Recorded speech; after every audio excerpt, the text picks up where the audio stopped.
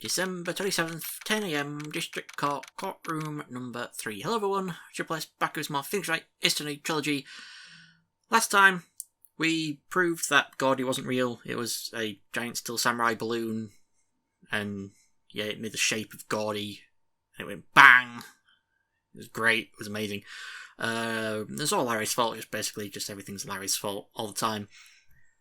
We've found out some more information about DL6. We also found out that the boat caretaker guy, his parrot, knows about DL6 somehow. So, yep. And we're going to be talking to the guy today in testimony in court. So, let's go. Oh, God, Manfred. I hate you so much. Court is now in session for the trial of Mr. Miles Edgeworth. The defence is ready, Your Honour. Very well, apparently the prosecution is also ready. Who is the judge here anyway? Mr. Von Kammer, your opening statements. Very well, no opening statement, so... Not so fast, Judge.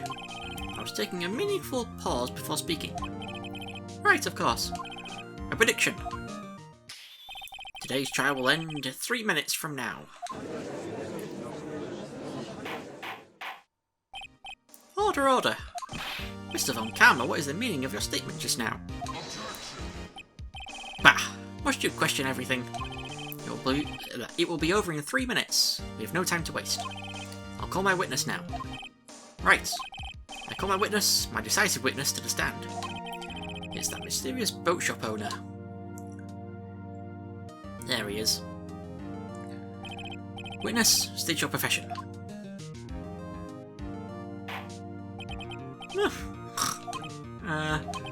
I am the proprietor of the restaurant The Wet Noodle at God Lake.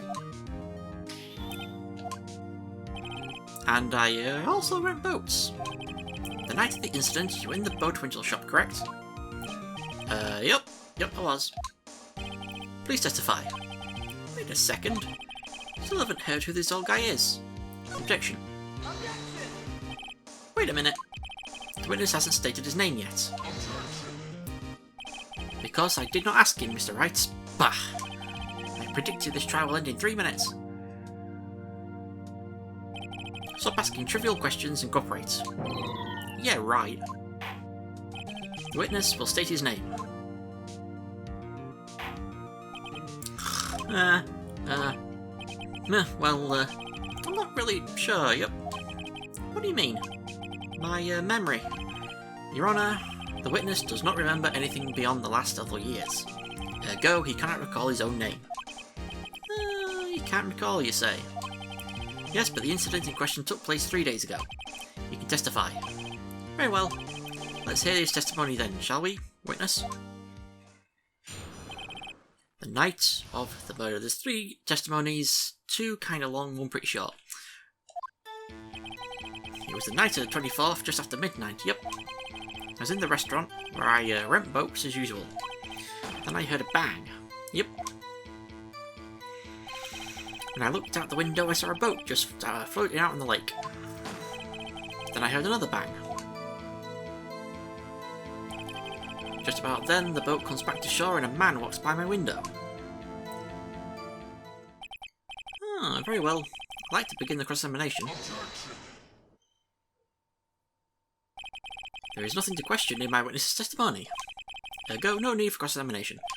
Besides, there are only 10 seconds left before our 3 minutes are up. Judge, your verdict now. Yes. Mr. Wright? I mean, I want to cross-examine. What are you saying? Of course I'll cross-examine the witness. Very well, you may begin. Excuse me, Mr. Von Kammer. 3 minutes just passed. I see. Well then, let's just take our time. You may cross-examine the witness. Okay, statement 6. Just about then, the boat comes back. 1, 2, 3, 4, 5, 6. We press. By your window. Yep, by my window. Right outside the window of my little shack. And could you see the man's face? Well, the fog was pretty darn thick, but it was right there in front of me. I saw him. This is a rather important detail. Please add it to your testimony. tisk tisk. I have a bad feeling about this. That man was the defendant. He was saying, I can't believe he's dead. Oh, press. Are you sure? Uh-oh. Dad! Dead certain, Keith. He said, I can't believe he's dead, as he was walking by too. That's not good. Witness, are you sure that the person you saw was Miles Edgeworth? It was him, that Edgeworth boy. Oh god, he fell over. This sounds like decisive evidence indeed. I see no room for doubt. Von Karma. He lured me into cross-examining so he could set me up for a fall. Tisk, tisk, tisk. Nick, I don't like the way things are going here. Everyone in the courtroom is glaring at us. Better act quick or this trial is going to be over. Objection! There you go. Your Honour, we proved in yesterday's trial that it could not have been Edgeworth who fired that gun. Mr. Wright, are you referring to the fingerprints from Edgeworth's right hand found on the gun? And the photographs showing a man firing with his left hand? Exactly. Uh-oh. That is easily explainable. He could have wiped his prints after he fired. We're ignoring the truth of the matter here. Everything in this witness's testimony is true. Ah. The judge is lost in thought. What should I do? Objection. Your Honour, this witness claims that Edgeworth said, I can't believe he's dead. But his words is all we have. If he were telling a lie... Mr. Wright, in a court of law, the evidence tells all. Apparently, you have yet to realise even this basic fact. If you say his testimony is a lie, show us proof.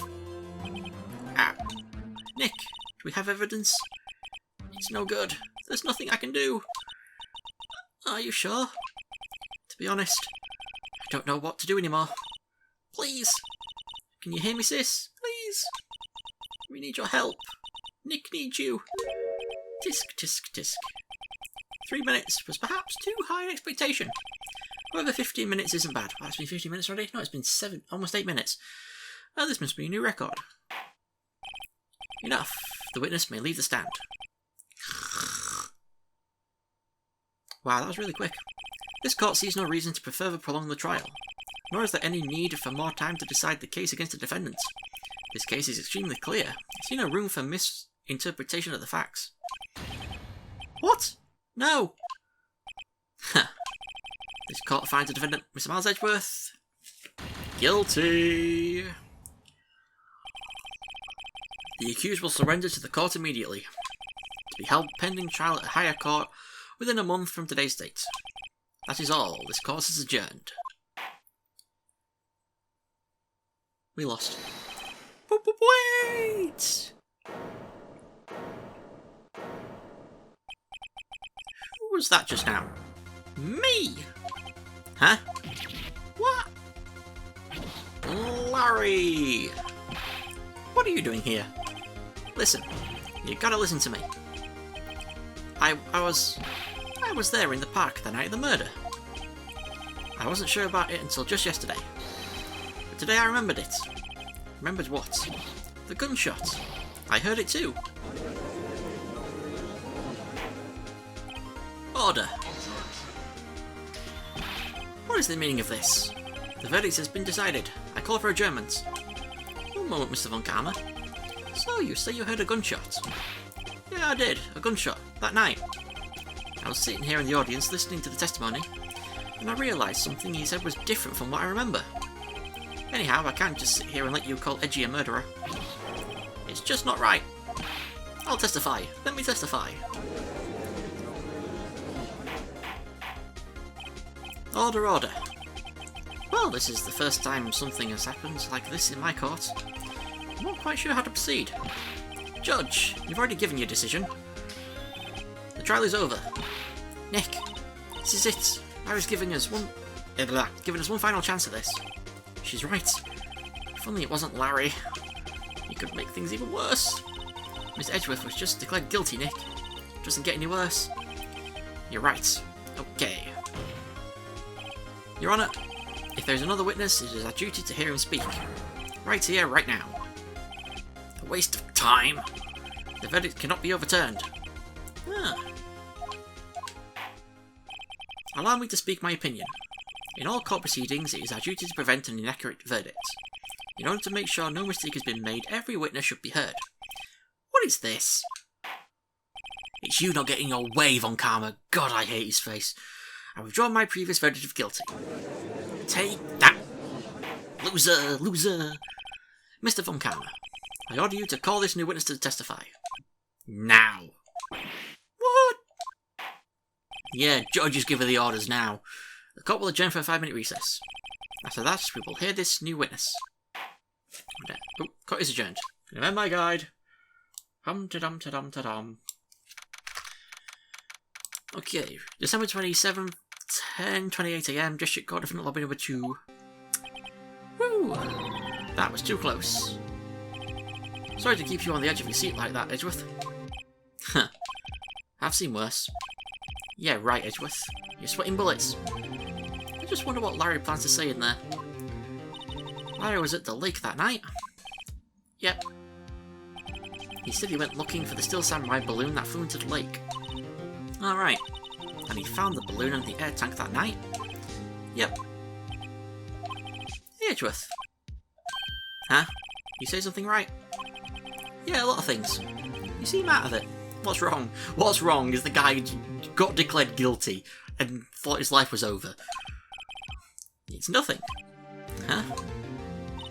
Mr. Edgeworth, there's something I've been meaning to ask you. What's that? Why are your fingerprints on the murder weapon? Oh.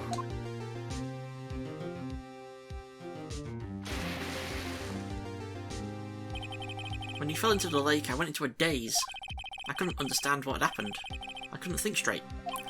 Then I saw the pistol lying on the floor of the boat in front of me. I picked it up without thinking. It didn't have a reason, really. God damn it, you idiot. I see. Right. Yeah? This might be our chance. Our chance?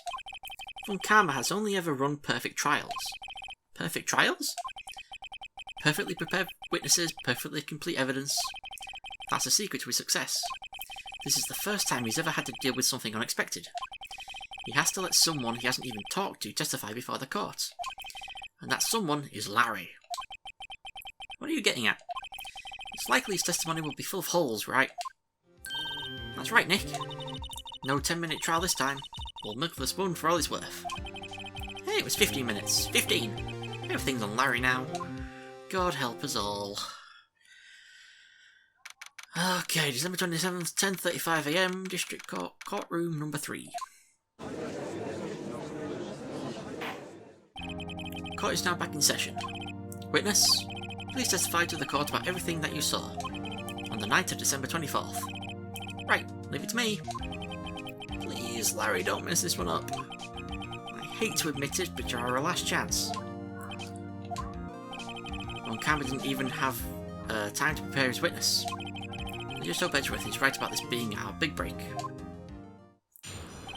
The night of the murder. That night, I was out in a boat on the lake. I was looking for something and I found it. So I quietly slipped the boat back in at the rental shop dock. Then just as I was thinking about going home, I heard this bang. I looked out over the lake, but I didn't see a boat. So after I heard that single gunshot, I went home. Huh. That was an unusually vague testimony even for this court. In any case, Mr. Wright, you may begin your cross-examination. Yes, Your Honour. What's wrong, Nick? It's Larry. I have no idea what he's going to say if I press him. I'm a little scared. Huh. Well, we've come this far. There's no way to go but forward, Nick. We don't even have to press him at all. All we've got to do is present some evidence at Statement 6. So, 1, 2, 3, 4, 5, 6. We present Lotta's deposition, whatever the heck that is. There we go. Wait a sec, Larry. What? You only heard one bang? You're sure? That's what I said.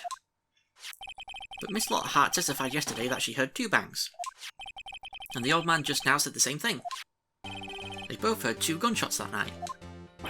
Huh? Were you even listening? Were you paying attention at all to what they said? Yo, Nick, please. Huh? You know, something's been bothering me. I'm a witness, see? I'm like a customer here. So you got to treat me like nice and stuff, okay? Mr. Butts. What? You only heard 1 gunshot. Are you sure? Well, to tell you the truth, I'm not sure. Not sure. How could you be not sure? Yeah, well, I might have missed the other gunshot. I was listening to something else. Something else? My radio, dude, with my headphones. What? God damn it, Larry. Order, order. And stop that booing. Mr. Butts, you were listening to the radio with your headphones? Yeah, so what? That a crime? Listen to my radio. Everybody listens to the radio, what's the big deal? Mr. Von Karma, your opinion? Waste of time. I do not accept this witness, nor his shoddy testimony. Well, Mr. Wright, should he continue the testimony? Continue, we need more. Your Honour, please, please allow the witness to continue his testimony. Bah! Nothing is more pitiful than a lawyer who doesn't know when he's lost. Very well, Mr. Butts. Please give your testimony and be sure to include details like your radio.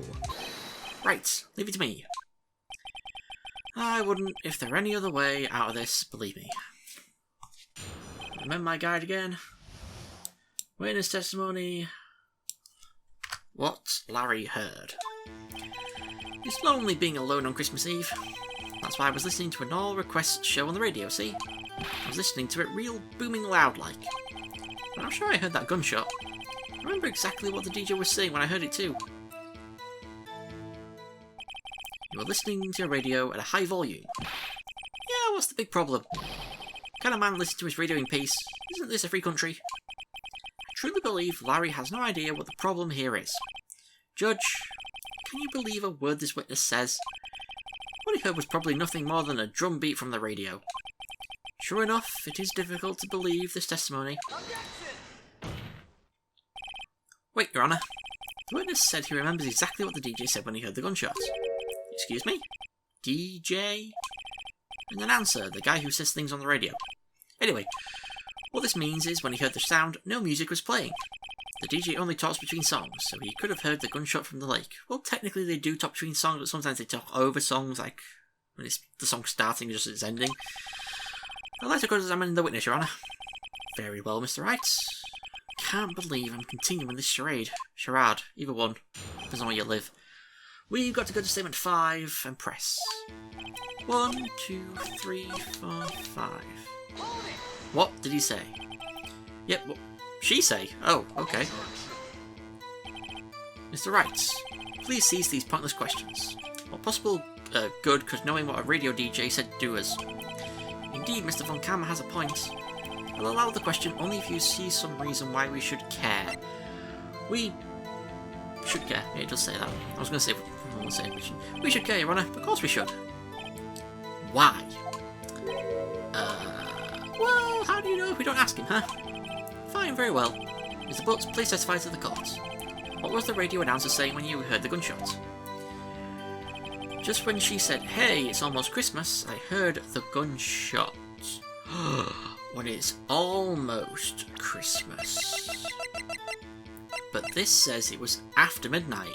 It was Christmas. Here comes one of the most famous lines of these games. Larry, absolutely sure what you're saying is correct. Huh? What's with the face? You look scary, dude. Hey, if you're trying to scare me, you better know I don't scare that easy. Is something the matter, Mr. Wright? Your Honour, did you hear what the witness just said? The DJ said, "Hey, it's almost Christmas," when he heard the gunshot. Indeed, and almost Christmas means it wasn't Christmas. Do you realise what this means? When he heard the gunshot, it was still Christmas Eve. So that whole, when they heard the Christmas, it wasn't Christmas. That would seem to be the case, yes. That contradicts the 2 testimonies we have heard so far, Your Honour. Both Miss Hart and the old man said it was after midnight when they heard the shots. In other words, when they heard the gunshots, it was already Christmas. This is a clear contradiction, Your Honour. Timing is off. Order, order. What does this mean? The 2 prior witnesses heard gunshots after midnight. However, this witness says he heard a gunshot before midnight. Judge, the answer is simple. The current witness is plainly mistaken. Just look at him. Suspicious. What? Well, Mr. Wright, what do you think about Mr. Butts' claim he heard the gunshot before midnight? He is 100% correct. Larry's not mistaken, Your Honour. He heard that gunshot before midnight. Intriguing. I'm assuming you have evidence for this wild claim. Show me evidence there was a gunshot before midnight. The second lake photo. Yep. Right there. Look at this photograph. This was taken by our witness yesterday, Miss Lotta Hart, with her automatic camera. The timestamp on the photo reads December 24th, 11:50 PM. Oh? Huh. But there's nothing on the lake in this picture. Your Honour, the real issue here is not why nothing is shown in this photograph, it is why this photograph exists at all. What do you mean? Your Honour, this photograph was taken by an automatic camera. That camera was set to go off in response to loud noises. Aha! Correct. There was a loud noise on the lake at 11:50 PM. That is why this photograph was taken. In other words, when Larry heard that gunshot, it was most definitely still Christmas Eve. Indeed, it would seem that is the case. Then where does that leave us? Miss Hart testified that she heard the gunshots after midnight. Are you claiming she was mistaken? Not at all, Your Honour. It is a fact that the camera also triggered at 15 minutes after midnight. Your Honour, that night there were 2 sets of gunshots with a 25-minute pause between them, which is a bit odd actually when you think about it, because I read this on the wiki, that means that she had to go back to the camera and put in a new set of film to then also take the picture after midnight, but then she didn't put in any more film in after that to get the next gunshot. So it's like, I think this is like a whole weird thing that she had lots of rolls of film and she just changed them out. Immediately she changed them. She was there, awake. Even though she had the automatic camera, she should have been asleep. Anyway, why would this be? Don't be fooled, Judge. That camera was set to respond to loud noises. Yes? There is no proof that the loud noise at 11:50 was a gunshot.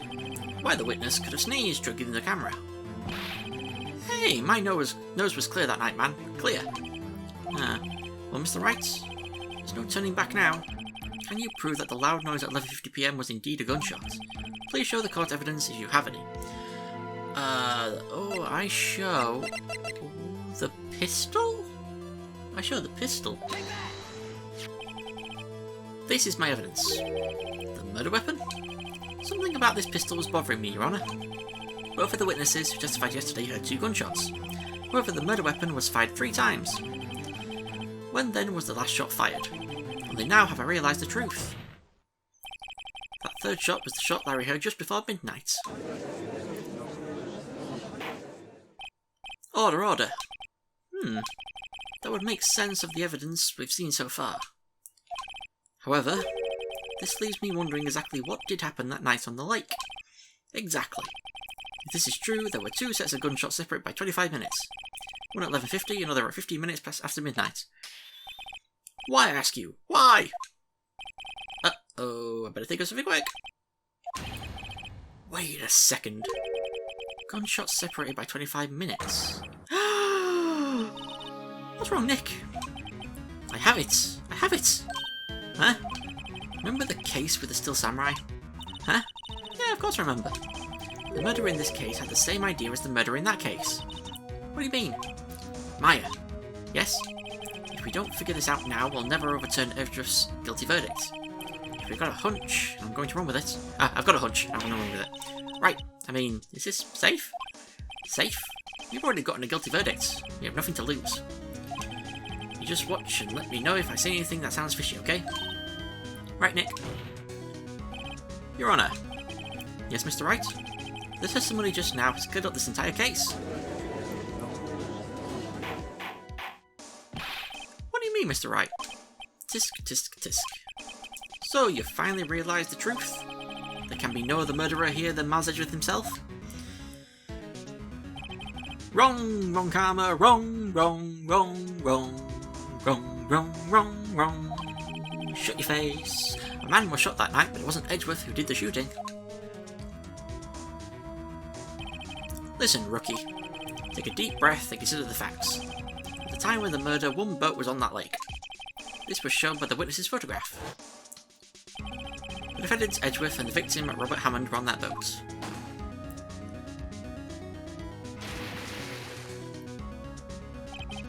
There was a gunshot fired on that boat and Robert Hammond fell into the lake. The distance of the shooting was 1 metre. It couldn't have been suicide. Well, the guilty party has to be the other man on that boat. I made to decide to imagine any other possibility. Yes, but this assumes that the victim was shot at 15 minutes after midnight. What do you mean by that, Mr. Wright? We have photographic evidence at the time of the shooting. The timestamp on the photo says 15 minutes past midnight, but Larry heard a gunshot 25 minutes before that. Robert Hammond was killed then, 25 minutes before the shot on the lake. That's the only way that Edgeworth could be innocent. Mr. Wright, are you quite mad? Explain who the two men on that boat are, the murderer and Hammond, Edgeworth and the murderer, Edgeworth and Hammond, Edgeworth and the murderer. Of course it was Edgeworth and the murderer. After the murderer killed Robert Hammond at 11:50, he assumed the guise of Mr. Hammond and met Edgeworth.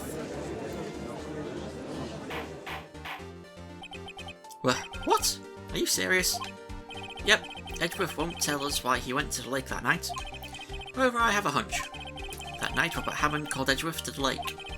Now Edgeworth didn't know Robert Hammond's face that well. That's why he didn't suspect anything when the murderer took Robert Hammond's place. I'm not sure what to make of all this. Ludicrous. Right. Tell us the name of the murderer then. The murderer's name? Right, it's Miles Edgeworth, Lockhart. I've got no idea. Actually, I don't know the murderer's name. You don't know? Bah! Again you waste my time. I don't know because he never told us.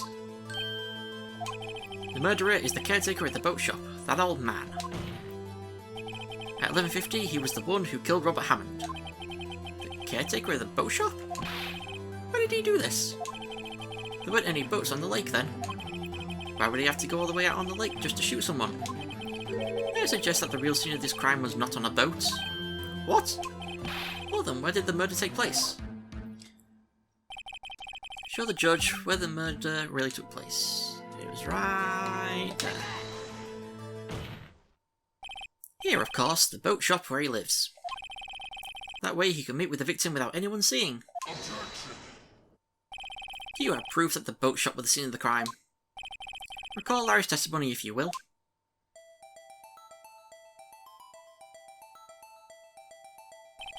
That night he was out on the lake in a boat searching for something. He finds it and returns the boat. Then, just as he's starting to head for home, he hears a gunshot. He heard a gunshot, Your Honour. Even though he was wearing headphones at the time. In other words, the gunshot was very, very close by. And where would that be if he had just returned a boat? The boat shop. Mr. Wright, what happened that night on Gold Lake? Please tell the court from the beginning. Yes, Your Honour. Nick, you sure about this? Not really. But I think if I start at the very beginning, and I take it slow, I might just be able to figure this out. That night, the caretaker of the boat shop called Robert Hammond to his shop. Dead. This was around 11:50. That was when the gunshot that Larry heard was fired. After that, the caretaker put on Robert Hammond's coat, clothes, either one. He became Robert Hammond. Then he got in the boat with Edgeworth and went out into the middle of the lake. Then, who fired the pistol on the boat, Mr. Wright? Boat shop caretaker. Of course, it was the murderer who shot the pistol. He shot twice, both missed Edgeworth on purpose. Wait a minute. Yes? Why would he shoot twice if he didn't mean to hit anyone? Details. Know this, Mr. Wright. The moment you run out of explanations is the moment you lose. Oh, I'm running out of air. Oh, pardon me. Tell us why the murderer had to fire twice, because the first shot missed to create a witness. I believe he shot twice to create a witness, Your Honour. Create a witness? The murderer lifts his pistol and fires one shot. That ensures that anyone who heard the shot would look at the lake. Indeed, Miss Hart did exactly that after hearing the first gunshot. Next, the murderer waits a bit and he fires again. Then...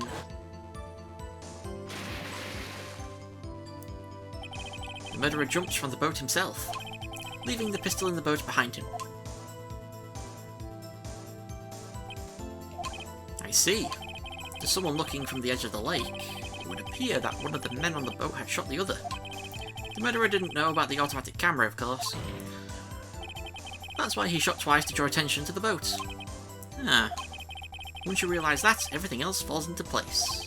The boat shop caretaker swam back to his shop, then he put Mr. Hammond's wet coat back on the body, and threw the body into the lake. This is what happened, Your Honour. These are the events that transpired that night on God Lake.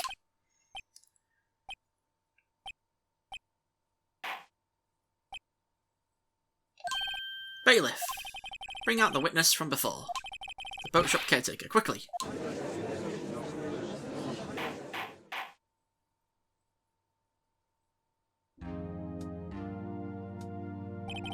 Very well. While we are waiting for the caretaker, I would like to ask the defendant, Miles Edgeworth, a few questions. Miss Edgeworth, please take the stand. There he is. Miss Edgeworth, you heard what the defence has said. Yes. Well, why did you go to the lake that night? What Wright has said was mostly correct. Astonishingly so, actually. Yes. Several days ago I received a letter. The letter was signed Robert Hammond. He asked me to come to the boat shop at the lake at midnight on Christmas Eve.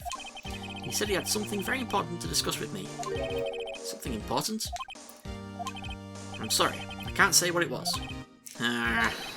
Your Honour, sir! Bailiff, we're conducting a trial here. I ask that you remain quiet. The witness has disappeared. He isn't at the boat shop either. What? What should I do? Find him quickly. We cannot allow him to get away. If that doesn't declare his guilt, I don't know what does.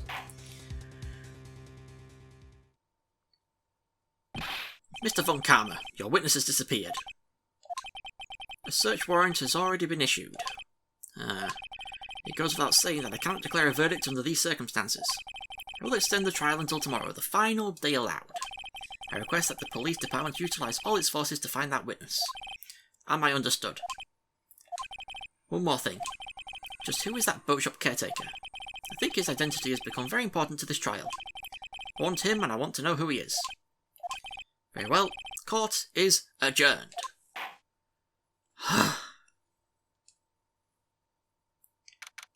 December 27th, 1:22 PM, District Court, Defendant Lobby number 2. Yay, Nick, you did it! Yeah. Well, at least we got out from under that guilty verdict. What about Larry? That was something else. Even Von Karma didn't know what to do with his testimony. Larry really helped us out. Yeah. Can't speak. Sure, once I sifted through his unique testimony. Still, he did save us. I just wish our cases weren't so down to the wire all the time. I know what you mean. Sometimes I feel like it's us on trial instead of our clients. Hey, Edgeworth. Mr. Edgeworth? Did you say something? Don't look so pained. I mean, it looks like you're probably going to get off the hook. You could try to smile just a little. Relax. I'm sorry, but I fear it's not over for me yet.